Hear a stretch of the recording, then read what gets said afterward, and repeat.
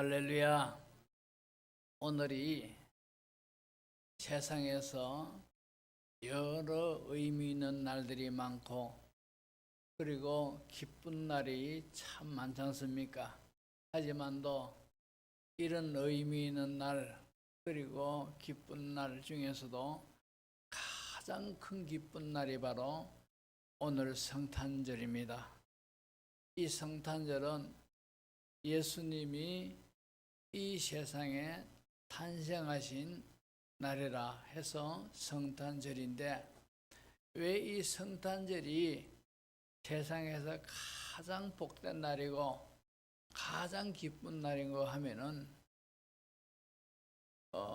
예수님이 이 세상에 오신 것은 그리스도로 오셨다, 그렇게 말씀하고 있습니다. 이 그리스도라는 말은 구원자라는 뜻입니다. 구원자.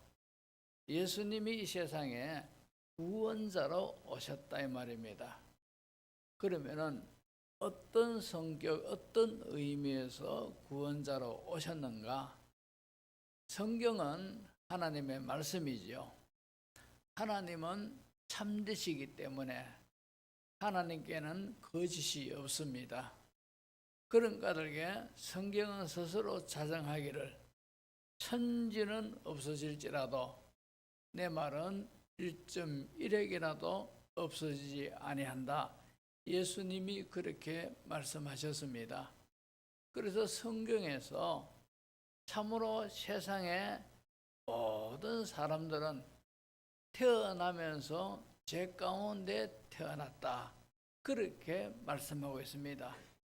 우리가 죄 가운데 태어났는지 않았는지 어떻게 알겠습니까만도, 그러나 성경에 하나님이 말씀하시기를 모든 사람들은 나면서부터 죄 가운데 태어났고, 그래서 선악설이라 하는 그런 설이 나왔습니다. 죄 가운데 태어났기 때문에 죄 가운데 살다가 죄값으로 이 세상에서도 하나님과 전혀 관계없는 그런 모습으로 살다가, 그리고 이 세상 떠날 때 영원한 지옥 형벌을 당하게 돼 있다 이 말입니다.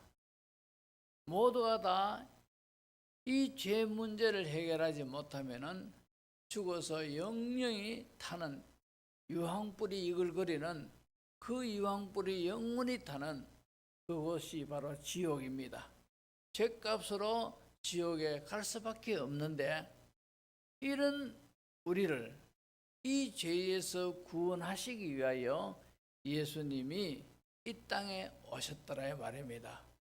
그래서 오늘 새벽에도 말씀드렸지만도 예수님이 탄생하신 그 사실로 인하여 참으로 천군 천사들이, 수많은 천군, 수많은 천사들이 예수님의 탄생을 노래하고 찬양하는데, 지극히 높은 곳에서는 하나님께 영광이요, 땅에서는 하나님이 기뻐하신 사람들 중에 평화로다, 이렇게 노래를 했습니다. 왜 지극히 높은 곳에서는 하나님께 영광이요 했는가 하니까, 하나님이 이 세상에 있는 모든 사람들을 사랑하셔서 구원하기 위하여 예수님을 이 땅에 보내주셨다는 이 사실로 인하여 하나님께 영광을 돌리게 되어 있고, 그리고 땅에서는 기뻐하심을 입은 사람들 중에 평화로다, 평화가 임했다는 거죠. 다시 말해서 사람들은 모두가 다 죄 가운데 태어났기 때문에 하나님과 관계없는 그런 모습으로 살아갈 수밖에 없어요. 이 관계를 가리켜서 원수 되었다, 하나님과 원수 되었다라고 성경은 말씀하고 있어요. 하지만도 예수님을 믿으면은 이 죄 문제가 해결되니 하나님과의 관계가 회복되었다는 거죠. 다시 말해서 아주 평화로운 관계가 되었다는 거죠. 그래서 땅에서는 기뻐하심을 입은 사람들 중에 평화가 임했다. 이렇게 하면서 천군 천사들이 그렇게 하나님께 영광 돌리고 이렇게 노래를 했다는 거죠. 천군 천사들은 하나님께서 예수님을 이 땅에 보내신, 지금 예수님은 태어나셔가지고 강보에 사유에 있고 말구 위에 누이는 아기 예수지만도 이분이 바로 그리스도다. 천군 천사들은 다 알고 있는 겁니다. 그렇기 때문에 이 사실로 인하여 하늘에서는 하나님께 영광이요 땅에서는 기뻐하심을 입은 사람들 중에 평화가 왔구나, 이렇게 그죠 노래를 했다 이 말입니다. 그런 까닭에 이런 의미에서 세상에 기쁜 날이 많고 세상에 의미 있는 날이 많지만도 가장 기쁘고 가장 의미 있는 날이 바로 예수님이 이 땅에 성육신하신, 탄생하신 이 날이 바로 우리 사람에게는, 우리 인류에게는 가장 귀한 날이고 가장 기쁜 날인 줄로 믿습니다. 자, 그러면은 그래서 오늘 설교 제목이 예수님의 탄생이라 그렇게 정했는데, 자, 2000년 전에 이 세상에 탄생하신 예수님이 과연 정말 탄생하셨는가? 그리고 이 땅에 탄생하셨다면 어떤 목적으로 탄생하셨는가? 그것을 살펴보는 그런 시간을 갖고자 합니다. 먼저 탄생의 역사성을 살펴보면은 마태복음 2장 1절에서 2절을 보시면은 헤롯 왕 때에 예수께서 유대 베들레헴에서 나심에, 여기서 보면은 어느 때에 그리고 베들레헴에서 이런 말씀이 분명하게 기록되어 있지요. 여기 헤롯 왕 때에 하는 것은 이 유대 나라가 그 초대교회 예수님이 탄생하실 이때는 로마의 지배를 다 받고 있었습니다.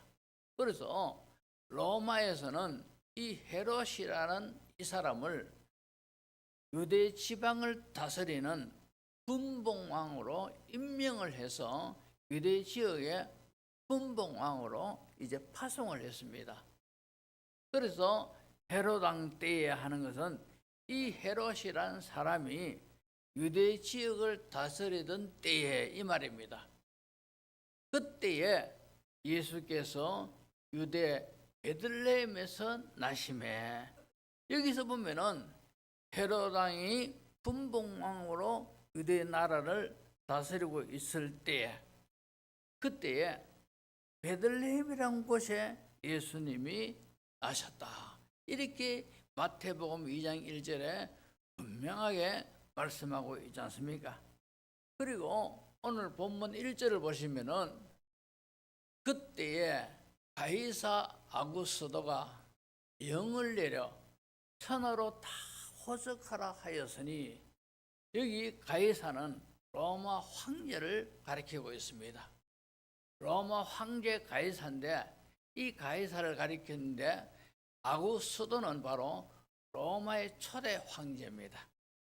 로마의 초대 황제인 아구스도가 천하의 모든 사람들은 전부 다 호적을 하라.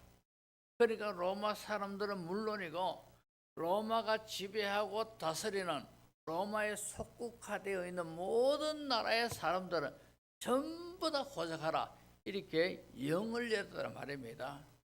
그래서 참으로 예수님이 이 영을 내는 이때에 오늘 본문 4절을 보시면은 요셉도 다윗의 집 족속이므로 갈릴리 나사렛 동네에서 유대를 향하여 베들레헴이라 하는 다윗의 동네로, 이 말씀은 무슨 말씀인가 하니까 1절에 로마의 황제가 모든 사람들은 전부 다 호적하라 하니까 이 육신의 예수님의 육신의 아버지인 요셉은 바로 베들레헴이 바로 자기의 고향입니다. 그러다 보니까 그곳에 호적하러 갔는 겁니다.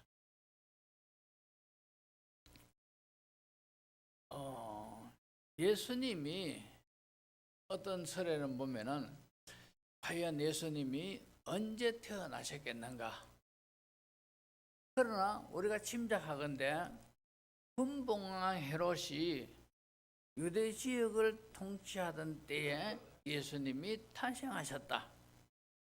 그리고 탄생하신 곳은 유대 땅 베들레헴이라는 곳에서 예수님이 탄생하셨다.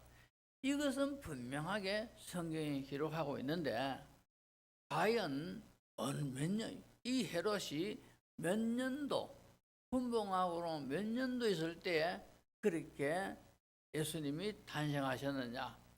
여기에 대해서는 정확한 기록은 없습니다. 그러나 12월 25일을 성탄절로 우리가 기념하는 이것은 바로 AD 4세기경에 그때부터 12월 25일을 예수님이 탄생하신 기념일로 그때부터 지켜가지고 지금까지 계속 이어져 오고 있습니다. 정확한 날짜는 아무도 모릅니다. 그러나 이 좀 전에 말씀드렸듯이 이제 AD, 이제 기원 후 4세기부터 12월 25일을 예수님이 탄생하신 기념일로 정하여 우리가 그렇게 이제 기념하고 있는데, 그러니까 언제 탄생하셨느냐 이런 것이 중요한 것보다, 이런 것도 중요하지만도 탄생하신 그것을 우리가 그 의미를 기념하는 이것이 더 중요한 것 아니겠습니까? 그래서 4절에 보시면은 예수님이 유대 땅 베들레헴이라 하는 다윗의 동네로, 그러니까 베들레헴에서 탄생하셨는데 이것이 어디냐? 옛날 다윗이라는 구약의 왕이 있는데 이 다윗이 태어났던 그 동네더라 이 말입니다. 이 사실을 예수님이 이 유대 땅 베들레헴이라는 이곳에 예수님은 탄생하신다라는 것을 맨날 그 전에 하나님이 미가라는 선지자를 통해서 이미 예언해 나왔던 그런 내용입니다. 미가서 5장 2절을 보시면은 베들레헴 에브라다야, 너는 유다 족속 중에 작을지라도 이스라엘을 다스릴 자가 네게서 내게로 나올 것이라. 그의 근본은 상고에 영원히 있느니라. 이 말씀에서 보면은 베들레헴 에브라다야, 너는 유다 족속 중에 작은 그런 동네지만도 이스라엘을 다스릴 자가 네게서 나올 것이다. 그분은 상고에 영원히 있느니라. 다시 말해서 예수님이 태어날 것을 구약의 미가라는 그런 선지자를 통하여 하나님이 예언되어져 있는 그 사실입니다. 이렇게 구약에 예언되어져 있는 이 모든 것들이 예수님은 그 예언대로 이 세상에 탄생하셨다 이 말입니다. 마태복음 1장 1절을 보시면은 아브라함과 다윗의 자손 예수 그리스도의 계보라. 그러니까 이 예수님은 다윗의 자손에서, 다윗의 혈통에서 오셨다라고 기록하고 있습니다. 그리고 또 이사야 11장 1절에 보면은 이사야 선지자를 통하여, 그러니까 이사야 선지자가 어느 때에 활동했느냐? 그러니까 이 이사야 선지자는 지금부터 850년 전에 선지자로 활동하던 그런 사람입니다. 그런데 하나님이 이사야 선지자를 통하여서 이렇게 말합니다. 이새의 줄기에서 한 싹이 나며 그 뿌리에서 한 가지가 나서 결실할 것이요. 여기 이새라는, 이새 줄기라는 것은 바로 다윗의 아버지의 이름이 이새입니다. 그러니까 이새의 줄기에서 한 싹이 났다는 것은 바로 다윗에게서 예수님이, 다윗의 혈통에서 예수님이 태어나신다. 라는 것을 예언해 놨더라 이 말입니다. 그리고 오늘 본문 5절을 보시면은 그 약혼한 마리아와 함께 호적하러 올라가니 마리아가 이미 잉태하였더라 그랬습니다. 자, 근데 마리아가 이미 요셉이 자기 동네에 로마 황제 명예에 의해서 호적하러 이제 베들레헴에 왔는데 이제 마리아는 이미 잉태되어 있는 그런 상태였다는 것이죠.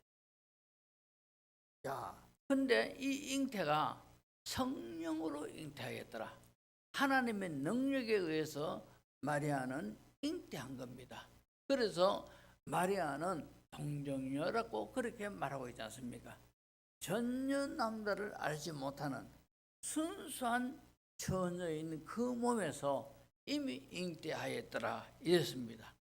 자, 요한복음 1장 1절을 보시면은 태초에 말씀이 계시니라 했습니다. 이 말씀이 하나님과 함께 계셨으니 이 말씀은 곧 하나님이라. 여기 태초에 말씀이 계신데 말씀이 하나님이다 이렇게 기록하고 있죠, 그죠?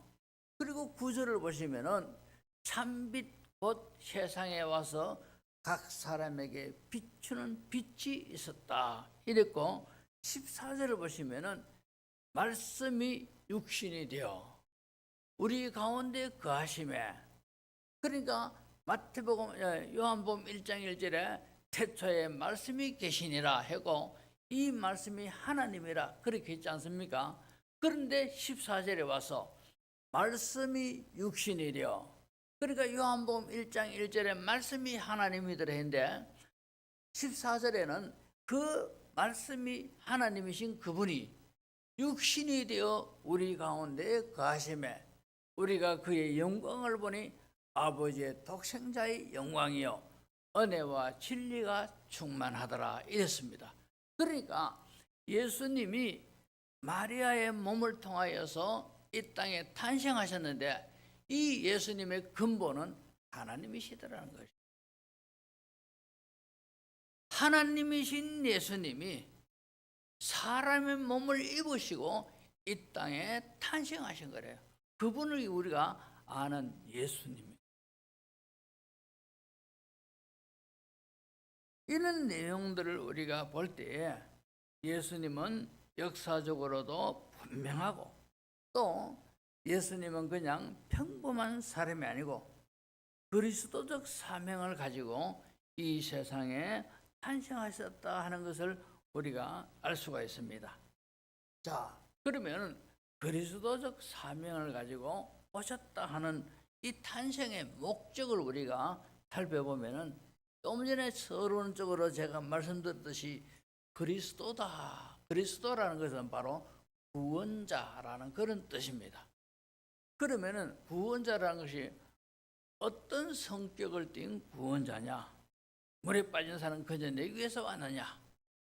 이것도 구원자 이렇게 되는데 예수님은 세상의 모든 사람들이 죄 가운데 있더라 이 말입니다. 죄 가운데서 예수님을 구원하기 위한 그런 사명으로서 그리스도적 사명을 가지고 하나님이신 그 예수님이 사람의 몸을 입고 이 세상에 오신 거라요. 자, 그래서 예수님은 먼저 그 그리스도적 사명을 감당하기 위해서 예수님은 먼저 율법을 성취시키셔야 됐더라 이 말입니다.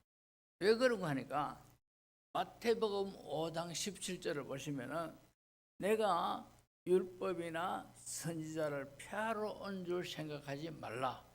폐하러 온 것이 아니라 완전히 하게 하려 함이라. 우리가 죄인이라는 것을 어떻게 알 수가 있습니까? 저도 예수 믿기 전에는요, 죄인이다, 내가 죄인이다라는 것을 그죠? 저는 전혀 인정하지 않았습니다.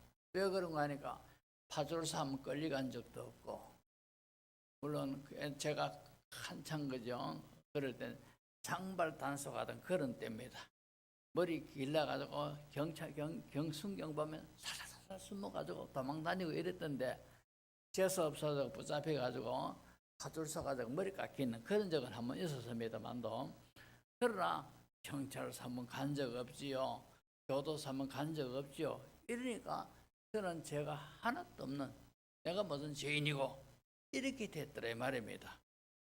이런 저지만도 성경에서 하나님이 말씀하신 율법을 주셨는데, 율법에서 보니까 내가 참 죄가 많더라고요. 그래서 성경에 보면은 율법을 온전히 성취시킨 사람은 한 사람도 없다 했습니다. 예수님이 그리스도적 사명을 가지고 이 세상에 오셨는데, 그 사명을 감당하기 위해서는 예수님이 율법을 온전하게 성취시켜야 됐던 겁니다. 왜 그런가 하니까 죄인이 죄인을 구원할 수가 없는 겁니다. 그래서 예수님은 사람이 율법으로 인하여 타 자신이 죄인이라는 것을 알게 하고 깨닫게 하는데, 예수님은 이 율법을 다 살면서 성취시켜 나는 거라요.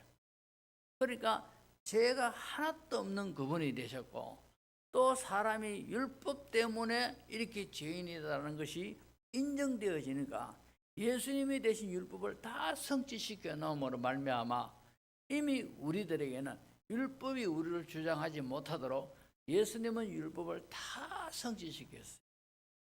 33세까지 예수님이 사시다가 나중에 십자가에 이렇게 달려 돌아가셨는데, 예수님은 태어나시면서 33년의 삶을 사시면서 한 번도 죄를 짓지 않고 율법을 범한 적이 한 번도 없단 말입니다.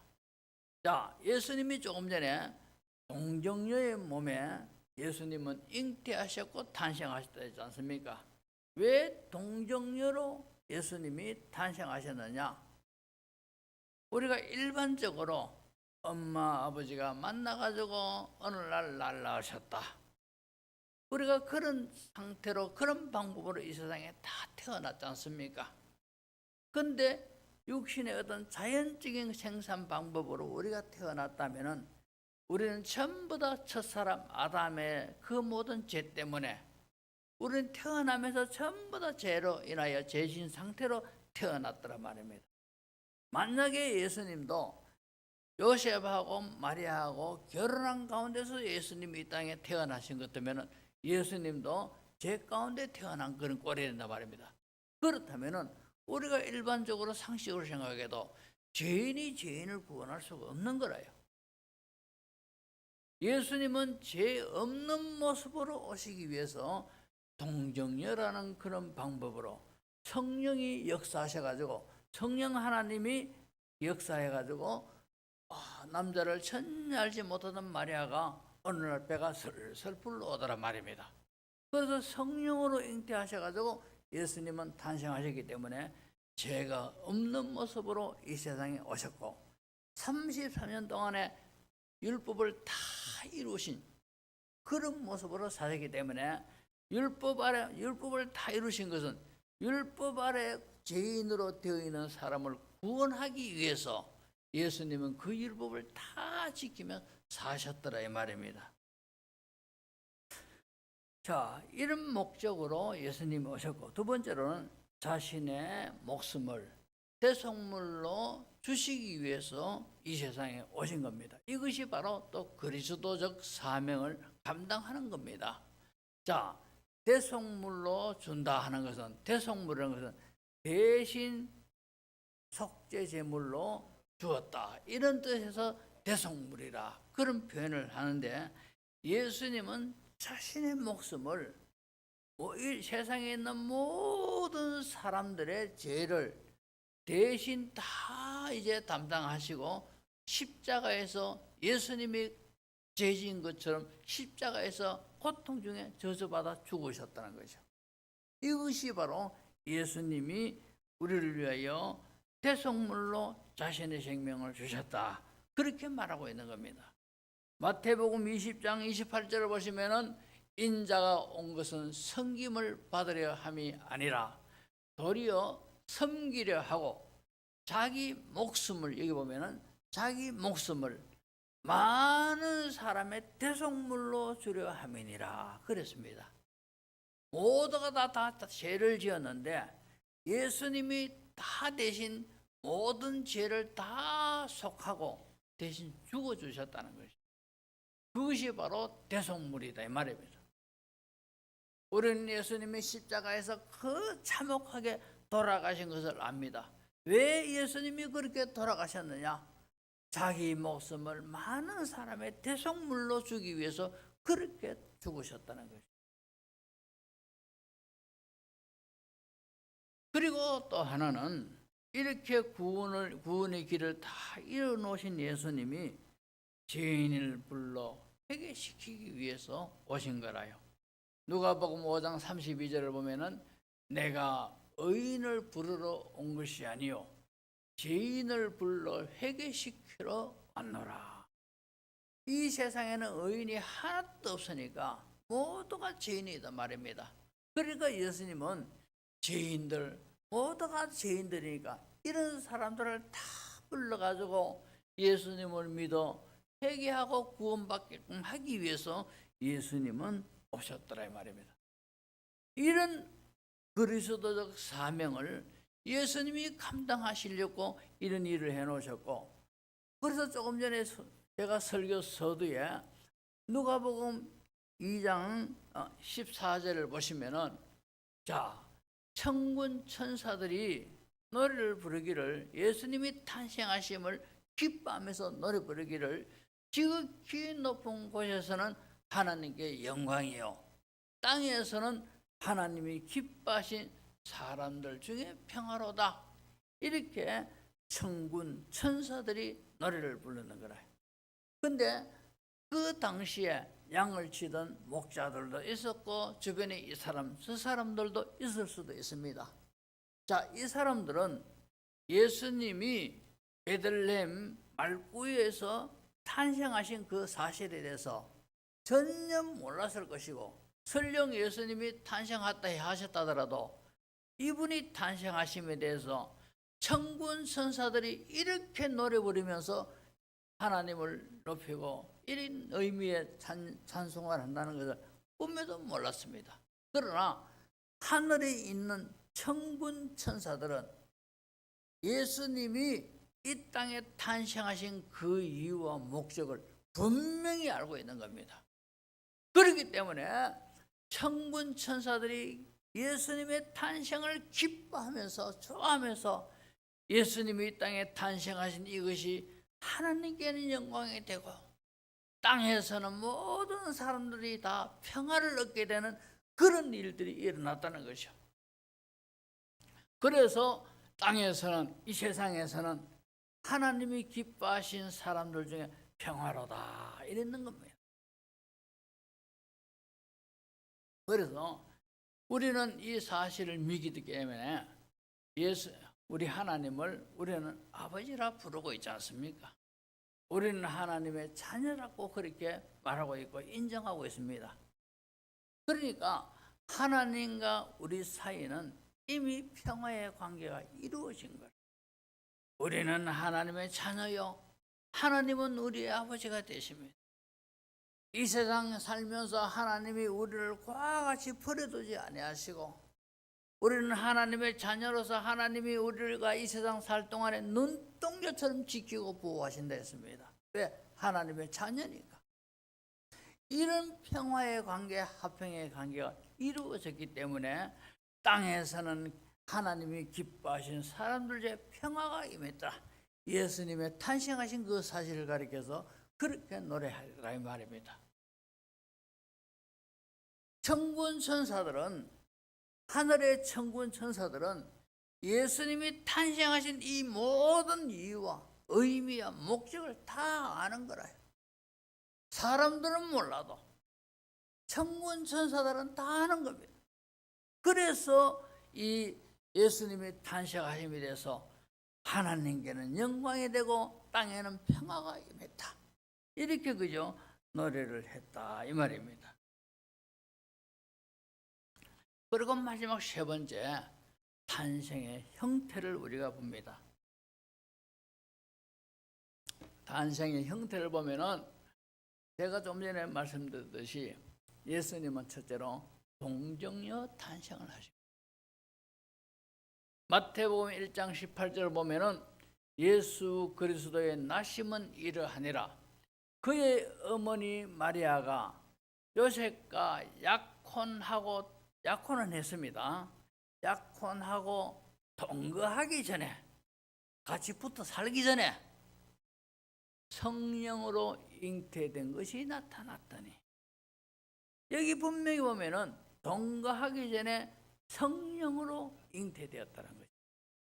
예수 그리스도의 나심은 이러하더라 하면서 성령으로 잉태되었더라, 이렇게 말씀하고 있고요. 자, 넘어가서 마태복음 1장 23절을 보면은 보라, 처녀가 잉태하여 아들을 낳을 것이요 그의 이름은 임마누엘이라 하리라 하셨으니, 이를 번역한즉 하나님이 우리와 함께 계시다 함이라. 처녀가 잉태하여 아들을 낳을 것이요, 예수님은 처녀의 몸을 통하여 이 세상에 오셨는데, 조금 전에 말씀드렸듯이 이 예수님은 하나님이시다. 본체가 도성인신이라 하나님이신 그분이 사람의 몸을 입고 인류를 구원하기 위해서 탄생하셨다는 말입니다. 그분이 예수님이요, 그분이 우리의 구세주요.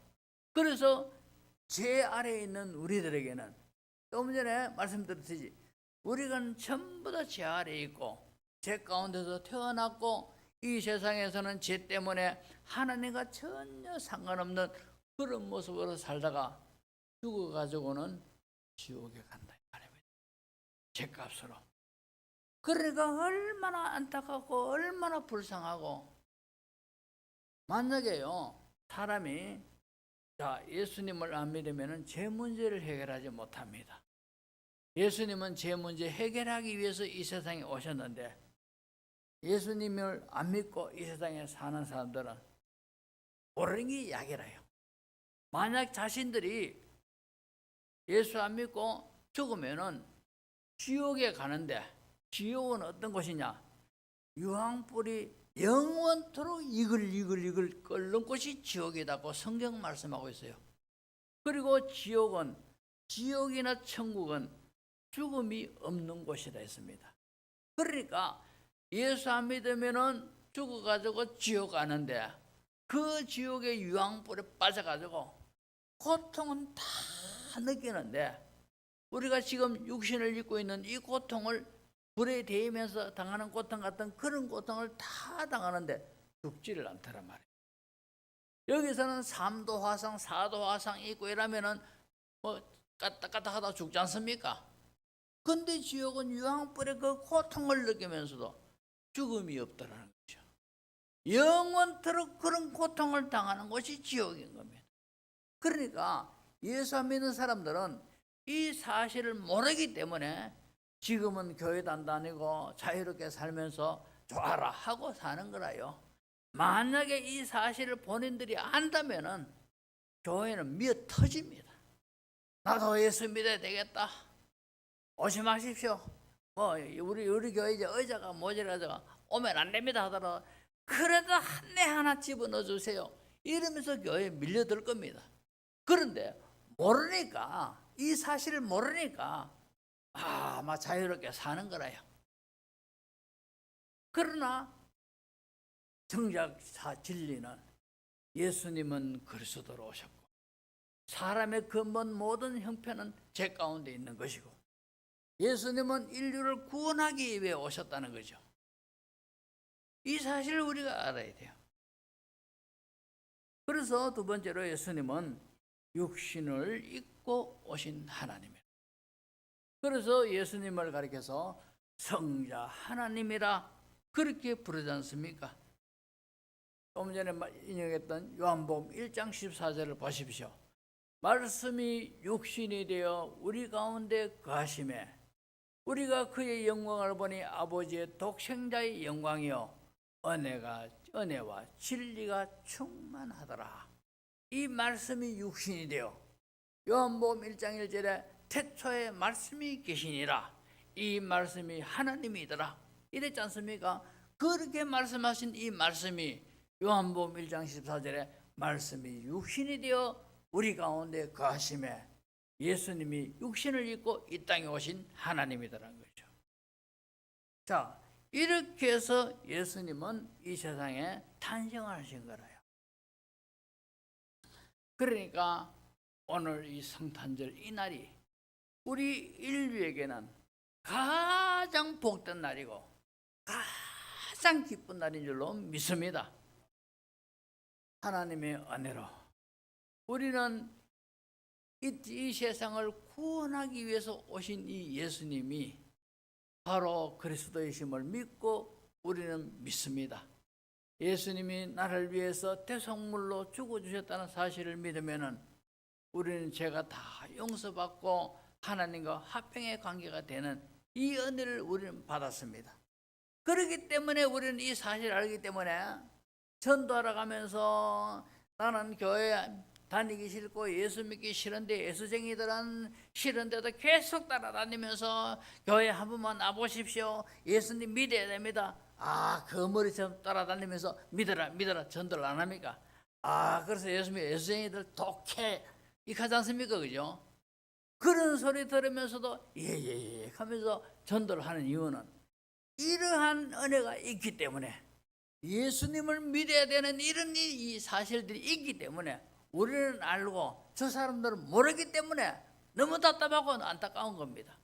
그렇게 해서 어떤 욕을 얻어먹더라도 저 사람들이 등을 밀어내더라도 소금을 뿌리고 확 일한다더라도 그 다음날 가서 아이고 안녕하세요 하면서 또 가서 전도하는 이유는 바로 이런 사실 때문에 우리가 전도한다 이 말입니다. 오늘은 성탄절 인류에게 최고로 좋은 날이라 기쁜 날이라요. 그래서 이 천사가 누가복음 2장 10절에 보면은 천사가 이르되 무서 말라 보라 내가 온 백성에게 미칠 큰 기쁨의 좋은 소식을 너희에게 전하노라. 온 백성에게 미칠 큰 기쁨의 좋은 소식 예수님의 탄생을 그렇게 표현하고 있더란 말입니다. 자, 예수님의 탄생을 이제 동방 박사들이 별을 보고 계시를 받아가지고 별을 따라오고 따라가 별이 움직이는 대로 따라다 보니까 이 별이 베들레헴 동네에다가 다 이름을 써서 있는 거라요. 그래서 딱 와보니까 말 구위에 이제 강보에 쌓인 아기가 있더란 말입니다.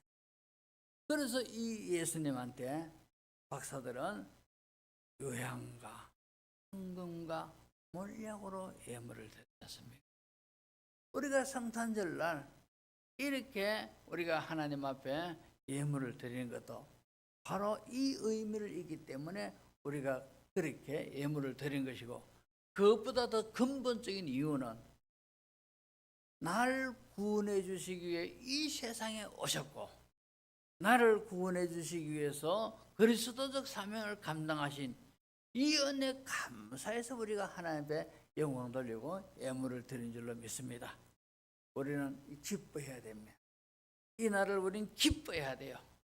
우리는 나를 구원해 주시기 위해서 이 땅에 오신 예수님을 기뻐해야 되고, 이 날을 최고로 좋은 날로 우리가 여겨야 되고, 우리가 신앙생활 하면서 참으로 예수님이 나의 그리스도가 되셔서 참으로 내가 이제 하나님과 화평의 관계 속에서 살게 된 이 사실이 기뻐하면서 우리가 신나게 신앙생활을 해야 되고, 감사 감격하면서 신앙생활을 해야 되고, 그리고 이 사명을 이 모르는 사람들에게 우리는 전하는 전도인의 사명을 다 감당하는 우리 모두가 되어야 할 줄로 믿습니다.